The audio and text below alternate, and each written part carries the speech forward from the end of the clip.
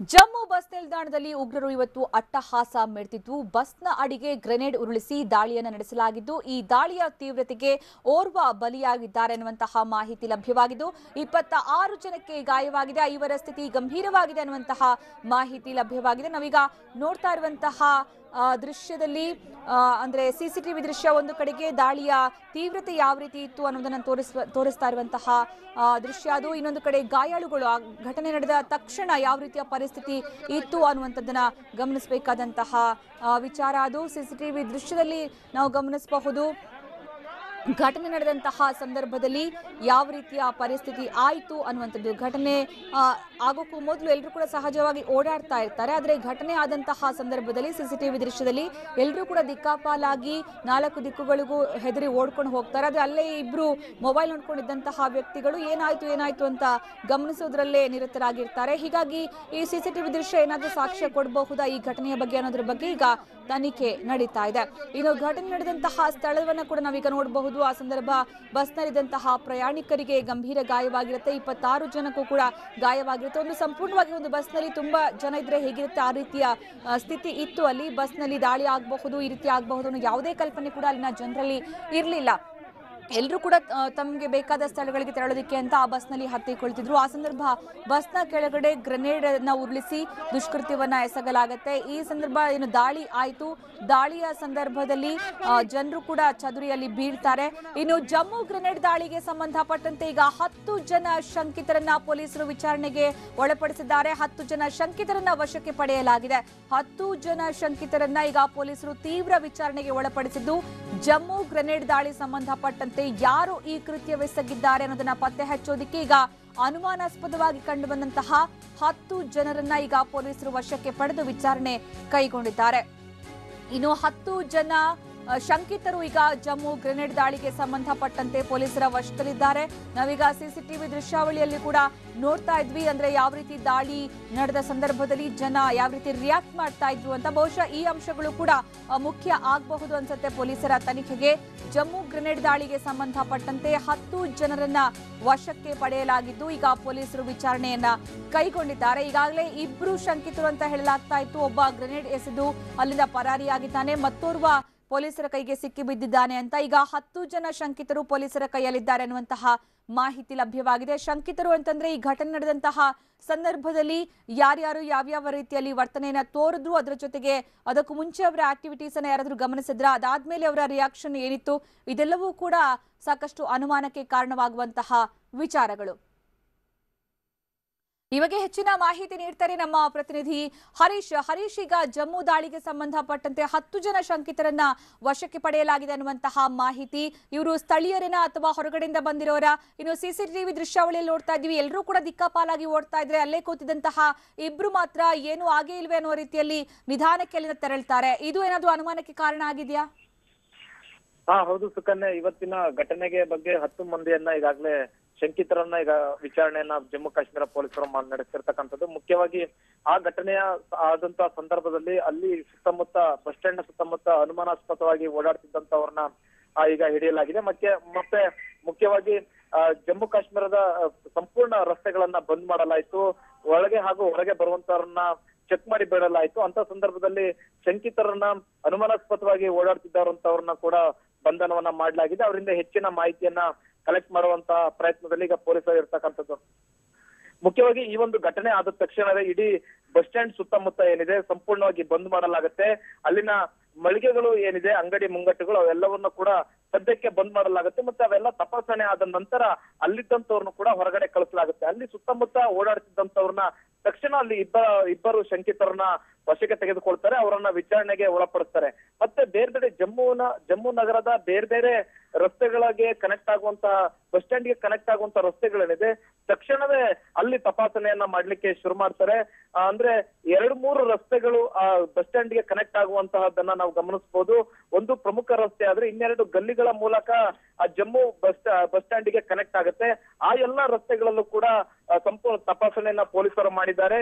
ಈ ತಪಾಸಣೆ ಮಾಡುವ ವೇಳೆ ಅನುಮಾನಾಸ್ಪದವಾಗಿ ಕಂಡು ಬಂದಂತಹ 10 ಮಂದಿಯನ್ನ ಈಗ ಪೊಲೀಸರು ವಶಕ್ಕೆ ಪಡೆದುಕೊಂಡಿದ್ದಾರೆ. ಮುಖ್ಯವಾಗಿ ಅವರ ನಡೆ ನುಡಿಗಳು ಅನುಮಾನ ರೀತಿಯಾಗಿ ಕಂಡು ಬರುತ್ತೆ. ಮತ್ತೆ ಅವರು ಸಿಸಿಟಿವಿಯ ದೃಶ್ಯವನ್ನ ನೋಡಿ ಅಲ್ಲಿ ಒಂದಷ್ಟು ಅಂದ್ರೆ ಬಸ್ ಸ್ಟ್ಯಾಂಡ್ ನ ಸುತ್ತಮುತ್ತ ಇರತಕ್ಕಂತ ಸಿಸಿಟಿವಿಯನ್ನ ಪೊಲೀಸರು ತಪಾಸಣೆಯನ್ನು ನಡೆಸಿದ್ದಾರೆ. ಇಂತಹ ಸಂದರ್ಭದಲ್ಲಿ ಆ ಘಟನೆ ನಡೆಯುವುದಕ್ಕಿಂತ ಮುಂಚೆ 10-15 ನಿಮಿಷವನ್ನ ತಪಾಸಣೆಯನ್ನ ಮಾಡ್ತಾರೆ. ಅದ ನಂತರ ಘಟನೆ ಆದ ನಂತರ ಆ ವ್ಯಕ್ತಿಗಳ ಹಾವಭಾವವನ್ನು ಕೂಡ ಪರಿಶೀಲನೆಯನ್ನ ನಡೆಸ್ತಾರೆ. ಇಂತಹ ಸಂದರ್ಭದಲ್ಲಿ ಪೊಲೀಸರಿಗೆ 10 ಮಂದಿಯ ಮೇಲೆ ಅನುಮಾನ ಬಂದಿದೆ. ಹಾಗಾಗಿ ಆ 10 ಮಂದಿಯನ್ನ ಈಗಾಗಲೇ ವಶಕ್ಕೆ ತೆಗೆದುಕೊಂಡಿದ್ದಾರೆ. ಅವರಿಂದ ಹೆಚ್ಚಿನ ಮಾಹಿತಿಯನ್ನು ಮತ್ತೆ ತನಿಖೆಯನ್ನ ಈಗ ಶುರು ಮಾಡಿರ್ತಕ್ಕಂಥದ್ದು. ಮುಖ್ಯವಾಗಿ ಯಾವಾಗ ಈ ಘಟನೆ ನಡೆಯುತ್ತೆ 10 ನಿಮಿಷ ತಕ್ಷಣವೇ ಘಟನೆ ನಡೆದ ತಕ್ಷಣವೇ 10 ನಿಮಿಷದ ಒಳಗಾಗಿ ಪೊಲೀಸರು ಘಟನಾ ಸ್ಥಳಕ್ಕೆ ಬರ್ತಾರೆ. ಸಂಪೂರ್ಣವಾಗಿ ಆ ಸ್ಥಳ ಏನಿದೆ ಅದನ್ನ ವಶಕ್ಕೆ ತೆಗೆದುಕೊಳ್ತಾರೆ. ಆ ಒಂದು ಅಲ್ಲಿ ಯಾರು ಸಾರ್ವಜನಿಕರಿಗೆ ಬರ್ಲಿಕ್ಕೆ ಅವಕಾಶವನ್ನ ಮಾಡಿ ಕೊಡೋದಿಲ್ಲ. ನಂತರ ಇಡೀ ಒಂದು ಪೊಲೀಸರು ಸಂಪೂರ್ಣವಾಗಿ ಮೆಸೇಜ್ ಅನ್ನ ಎಲ್ಲಾ ಜಮ್ಮು ಕಾಶ್ಮೀರದ ಎಲ್ಲಾ ಪೊಲೀಸರಿಗೂ ಕೂಡ ಒಂದು ಮೆಸೇಜ್ ಅನ್ನ ಕಳಿಸ್ತಾರೆ. ಮತ್ತೆ ಜಮ್ಮುಗೆ ಕನೆಕ್ಟ್ ಆಗುವಂತಹ ಪ್ರಮುಖ ರಸ್ತೆಗಳೇನಿದೆ ಈ ಕಡೆಯಿಂದ ಪಂಜಾಬ್ನಿಂದ ಆಗಿರ್ಬೋದು, ರಾಜಸ್ಥಾನ್ ಜೊತೆಗೆ ಹಿಮಾಚಲ್ ಪ್ರದೇಶ ಮತ್ತೆ ಕಾಶ್ಮೀರದಿಂದ ಕನೆಕ್ಟ್ ಆಗುವಂತಹ ರಸ್ತೆಗಳೇನಿದೆ ಆ ಎಲ್ಲ ರಸ್ತೆಗಳನ್ನ ಸಂಪೂರ್ಣವಾಗಿ ತಪಾಸಣೆ ಮಾಡುವಂತಹ ಕೆಲಸವನ್ನ ಮಾಡ್ತಾರೆ. ಮುಖ್ಯ ಘಟನೆ ನಡೆದು 10 ನಿಮಿಷದ ಒಳಗಾಗಿ ಈಗ ಈ ಒಂದು ಕಾರ್ಯಾಚರಣೆಯನ್ನ ನಡೆಸ್ತಾರೆ ಮತ್ತೆ ತಪಾಸಣೆಯನ್ನ ನಡೆಸ್ತಾರೆ. ಹಾಗಾಗಿ ಉಗ್ರರು ಎಷ್ಟೇ ಬೇಗ ಅವರು ಪಲಾಯನ ಮಾಡಿದ್ರು ಕೂಡ ಆ ಒಂದು ಜಮ್ಮು ನಗರವನ್ನ ಬಿಟ್ಟು ಹೋಗ್ಲಿಕ್ಕೆ ಸಾಧ್ಯ ಇಲ್ಲ ಅನ್ನುವಂಥದ್ದು ಪೊಲೀಸರು ಮೊದಲು ತಿಳಿದುಕೊಳ್ತಾರೆ. ಹಾಗಾಗಿ ಈಗಾಗಲೇ 10 ಮಂದಿ ಶಂಕಿತ ಉಗ್ರರು ಸಿಕ್ಕಿದ್ದಾರೆ ಅನ್ನುವಂತಹ ಮಾಹಿತಿ ಸಿಗ್ತಾ ಇದೆ. ಅವರಿಂದ ಸಂಪೂರ್ಣವಾದ ಮಾಹಿತಿಯನ್ನ ಕಲೆ ಹಾಕುವಂತ ಪ್ರಯತ್ನವನ್ನ ಮಾಡ್ತಾ ಇದ್ದಾರೆ. ಮತ್ತೆ ಅವರು ಉಗ್ರರು ಇದ್ರು ಇರ್ಬೋದು, ಇಲ್ಲದೆ ಇರ್ಬೋದು. ಕೇವಲ ಅನುಮಾನ ಬಂದಂತಹ ವ್ಯಕ್ತಿಗಳನ್ನ ಈಗ ವಶಕ್ಕೆ ಪಡೆದು ವಿಚಾರಣೆಯನ್ನ ನಡೆಸ್ತಿರ್ತಕ್ಕಂಥದ್ದು. ಮತ್ತೆ ಈ ಘಟನೆಯಲ್ಲಿ ಮುಖ್ಯವಾಗಿ 26 ಮಂದಿ ಗಾಯಗೊಳ್ತಾರೆ. 26 ಮಂದಿ ಗಾಯಗೊಳ್ತಾರೆ ಮತ್ತೆ 4-5 ಮಂದಿ ಗಂಭೀರವಾಗಿ ಗಾಯಗೊಳ್ತಾರೆ. ಅವ್ರನ್ನೆಲ್ಲರೂ ಕೂಡ ಸ್ಥಳೀಯ ವೈದ್ಯಕೀಯ ಕಾಲೇಜಿಗೆ ಅವರನ್ನ ದಾಖಲು ಮಾಡಲಾಗಿತ್ತು. ಈಗ ಬರ್ತಾ ಇರ್ತಕ್ಕಂಥ ಮಾಹಿತಿ ಪ್ರಕಾರ ಒಬ್ಬರು ಹೆಚ್ಚಿನ ಗಂಭೀರವಾದಂತಹ ಗಾಯ ಇತ್ತು, ಅವರು ಈಗ ಸಾವನ್ನಪ್ಪಿದ್ದಾರೆ ಅನ್ನುವಂತಹ ಮಾಹಿತಿ ಈಗ ಸಿಗ್ತಾ ಇದೆ. ಇನ್ನುಳಿದ 3-4 ಮಂದಿ ಕೂಡ ಹೆಚ್ಚಿನ ಗಾಯಗಳಾಗಿದೆ, ಅವರು ಕೂಡ ತೀರಾ ಗಂಭೀರ ಸ್ಥಿತಿಯಲ್ಲಿ ಇದ್ದಾರೆ ಅನ್ನುವಂಥದ್ದು ಈಗ ತಿಳಿದು ಬರ್ತಾ ಮಾಹಿತಿ.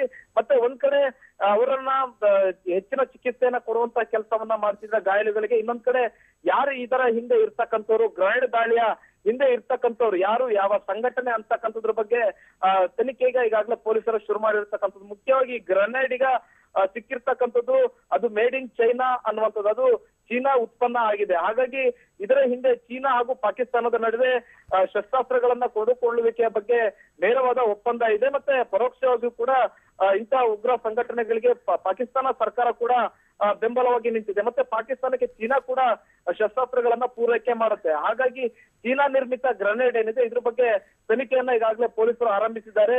ಇದು ಪಾಕಿಸ್ತಾನದಿಂದ ಬಂದಂತಹ ಗ್ರೆನೇಡ್, ಅದು ಹೇಗೆ ತರಲಾಯ್ತು, ಯಾರು ತಂದದ್ದು, ಮತ್ತೆ ತರಲಿಕ್ಕೆ ಇದಕ್ಕೆ ಸಹಾಯ ಮಾಡಿದವ್ರು ಯಾರು, ಇದರಿಂದ ಎಷ್ಟು ಜನ ಇದ್ದಾರೆ, ಈ ಚಟುವಟಿಕೆಗೆ ಕಾರಣ ಆದಂತವ್ರು ಯಾರು ಅನ್ನೋಂಥದ್ರ ಬಗ್ಗೆ ಸಂಪೂರ್ಣವಾದ ತನಿಖೆಗಿಳಿದಿದ್ದಾರೆ. ಯಾವುದೇ ಇಂತಹ ಪೈಶಾಚಿಕ ಕೃತ್ಯ ನಡೆದಾಗ ಇದನ್ನ ಮಾಡಿದವರು ಯಾರು ಅನ್ನುವಂಥದ್ರ ಬಗ್ಗೆ ಅದೇ ಸಂಘಟನೆಗಳು ಹೊಣೆಯನ್ನ ಹೊತ್ಕೊಳ್ತವೆ. ಆದ್ರೆ ಇವತ್ತು ನಡೆದಿರ್ತಕ್ಕಂಥ ಘಟನೆ ಬಗ್ಗೆ ಇದುವರೆಗೂ ಯಾವುದೇ ಸಂಘಟನೆಗಳು ತಾವೇ ಈ ದುಷ್ಕೃತ್ಯವನ್ನ ಮಾಡಿದ್ದೇವೆ ಅನ್ನುವಂಥದ್ರ ಬಗ್ಗೆ ಇದುವರೆಗೆ ಹೊಣೆಯನ್ನ ಹೊತ್ಕೊಂಡಿಲ್ಲ. ಅದು ಕೂಡ ಬಹಳಷ್ಟು ಮುಖ್ಯ ಆಗುತ್ತೆ. ಮುಖ್ಯವಾಗಿ ಕಾಶ್ಮೀರ ಹಾಗೂ ಜಮ್ಮುಗೂ ಬಹಳ ವ್ಯತ್ಯಾಸ ಇದೆ. ಕಾಶ್ಮೀರದಲ್ಲಿ ನಡೆಯುವಂತಹ ಉಗ್ರ ಚಟುವಟಿಕೆಗಳು ನೇರವಾಗಿ ಭಾರತೀಯ ಸೇನೆಯನ್ನ ಗುರಿಯಾಗಿರಿಸಿಕೊಂಡು ನಡೆಯುವಂತಹ ದಾಳಿಗಳಾಗಿರ್ತವೆ. ಆದ್ರೆ ಜಮ್ಮುವಿನಲ್ಲಿ ಮಾತ್ರ ನಾಗರಿಕರ ಮೇಲೆ ಯಾವತ್ತು ಗುರಿಯಾಗಿರಿಸಿಕೊಂಡು ದಾಳಿಗಳನ್ನ ಉಗ್ರರು ಮಾಡ್ತಾರೆ. ಮುಖ್ಯವಾಗಿ ಕಾಶ್ಮೀರದಲ್ಲಿರ್ತಕ್ಕಂಥ ನಾಗರಿಕರೇ ಪ್ರತ್ಯೇಕವಾದಿಗಳಿಗೆ ಮತ್ತೆ ಉಗ್ರರಿಗೆ ಸಪೋರ್ಟಿವ್ ಆಗಿ ಇರ್ತಾರೆ, ಮತ್ತೆ ಭಾರತೀಯ ಸೈನಿಕರ ವಿರುದ್ಧವಾಗಿ ಇರ್ತಾರೆ. ಹಾಗಾಗಿ ಅವರ ಮೇಲೆ ದಾಳಿಗಳು ನಡೆಯೋದಿಲ್ಲ. ಜಮ್ಮುವಿನಲ್ಲಿ ಮಾತ್ರ ಬಹುತೇಕ ನಾಗರಿಕರು ಅಲ್ಲಿ ಭಾರತೀಯ ಸೇನೆಯ ಜೊತೆ ಇರ್ತಾರೆ. ಮತ್ತೆ ಭಾರತೀಯ ಸೇನೆ ಯಾವುದೇ ರೀತಿಯಾದಂತಹ ಕಾರ್ಯಾಚರಣೆಯನ್ನ ಮಾಡಿದ್ರು ಕೂಡ ಭಾರತೀಯ ಸೇನೆಯ ಬೆಂಬಲಕ್ಕೆ ಮತ್ತೆ ಅಲ್ಲಿನ ಸ್ಥಳೀಯ ಪೊಲೀಸರ ಬೆಂಬಲಕ್ಕೆ ಅಲ್ಲಿನ ಜಮ್ಮುವಿನ ಸ್ಥಳೀಯ ನಾಗರಿಕರು ನಿಲ್ತಾರೆ. ಇಂತಹ ಸಂದರ್ಭದಲ್ಲಿ ಉಗ್ರರು ಜಮ್ಮುವನ್ನ ಹೆಚ್ಚಿನದಾಗಿ ಟಾರ್ಗೆಟ್ ಮಾಡ್ತಾರೆ, ಅಲ್ಲಿನ ನಾಗರಿಕರನ್ನ ಟಾರ್ಗೆಟ್ ಮಾಡ್ತಾರೆ. ಇಂತಹ ಸಂದರ್ಭದಲ್ಲಿ ಹೆಚ್ಚಿನ ಸಾರ್ವಜನಿಕರು ನಾಗರಿಕರು ಎಲ್ಲಿ ಸೇರ್ತಾರೆ ಅಲ್ಲಿ ಇಂತಹ ದಾಳಿಗಳನ್ನ ಮಾಡ್ತಾರೆ. ಈ ಹಿಂದೆ 2-3 ಘಟನೆಗಳು ಕೂಡ ಇದೇ ಬಸ್ ಸ್ಟ್ಯಾಂಡ್ ನಲ್ಲಿ ಆಗಿರ್ತಕ್ಕಂಥದ್ದು. ಕಳೆದ 18-19 ದಿವಸಗಳಿಂದಲೂ ಕೂಡ ಜಮ್ಮು ಹಾಗೂ ಮತ್ತೆ ಕಾಶ್ಮೀರದಲ್ಲಿ ಸಂಪೂರ್ಣವಾಗಿ ಪೊಲೀಸರು ಕಣ್ಗಾವಲನ್ನ ಇಟ್ಟಿದ್ದಾರೆ. ಕಣ್ಗಾವಲು ಇದ್ರೂ ಕೂಡ ಇಂತಹ ಘಟನೆಗಳು ಅದು ನಡೆದಿದೆ ಅಂತಂದ್ರೆ ಇದು ಪೊಲೀಸ್ ವೈಫಲ್ಯ ಅನ್ನುವಂಥದ್ದು ಮೇಲ್ನೋಟಿಗೆ ಕಾರಣ ಆಗುತ್ತೆ. ಮತ್ತೆ ಎಸ್ ಈ ಹೆಚ್ಚಿನ ಸ್ಫೋಟಕಗಳನ್ನು ಕೂಡ ಜಮ್ಮುವಿಗೆ ತರಲಿಕ್ಕೆ ಸಾಧ್ಯ ಇಲ್ಲ. ಈ ಗ್ರೆನೇಡ್ ಅನ್ನ ಜೇಬ್ನಲ್ಲಿ ಇಟ್ಕೊಂಡು ಉಗ್ರ ಬಂದು ಸ್ಫೋಟಿಸಿರುವಂತಹ ಮಾಹಿತಿ ಈಗ ಸಿಗ್ತಾ ಇರ್ತಕ್ಕಂಥದ್ದು. ಮತ್ತೆ ಇದರಿಂದ ಯಾರಿದ್ದಾರೆ, ಎಷ್ಟು ಜನ ಉಗ್ರರಿದ್ರು ಅಂತಕ್ಕಂಥದ್ದು ತನಿಖೆಯಿಂದಷ್ಟೇ ಬೆಳಕಿಗೆ ಬರಬೇಕಾಗಿದೆ ಸುಕನ್ಯಾ. ಧನ್ಯವಾದ ಹರೀಶ್.